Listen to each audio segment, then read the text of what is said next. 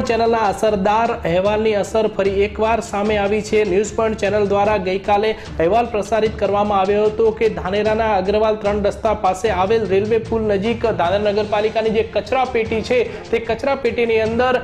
અનેક ડોક્ટરો દ્વારા બાયોમેડિકલ વેસ્ટ નાખવામાં આવે છે। આ બાયોમેડિકલ વેસ્ટનો કચરો ગઈકાલે કચરા પેટીની અંદર અને બહાર પડ્યો હતો અને આ કચરા પેટીમાંથી બાયોમેડિકલ વેસ્ટનો કચરો ગાયો પણ ખાઈ રહી હતી। આ બાબતે આ ન્યૂઝ પોઈન્ટ ચેનલનો અહેવાલ પ્રસારિત કર્યો હતો અને ન્યૂઝ પોઈન્ટ ચેનલમાં અહેવાલ ચાલતાની સાથે જ આજે જીપીસીબી બોર્ડના અધિકારીઓ ધાનેરાની અંદર આવ્યા હતા અને જીપીસીબી બોર્ડના અધિકારીઓ દ્વારા બાયો વેસ્ટ મેડિકલના નમૂના લેવામાં આવ્યા હતા અને બાયોમેડિકલ વેસ્ટના નમૂના લેવામાં આવ્યા ત્યારે સૌથી ચોંકાવનારી વાત સામે આવી હતી અને આ નમૂનાની અંદર બીટી બેગ પણ મળી આવી હતી અને આ બીટી બેગ એ છે કે જે બ્લડનું જે ટ્રાન્સફ્યુઝન કરવામાં આવે છે, જે બેગ વપરાય છે, આ બીટી બેગ મળી આવી છે અને સૌથી મહત્વની વાત તો એ છે કે ધાનેરાની અંદર એક પણ બ્લડ બેંક નથી, તો આ બીટી બેગ ક્યાંથી આવી તે સૌથી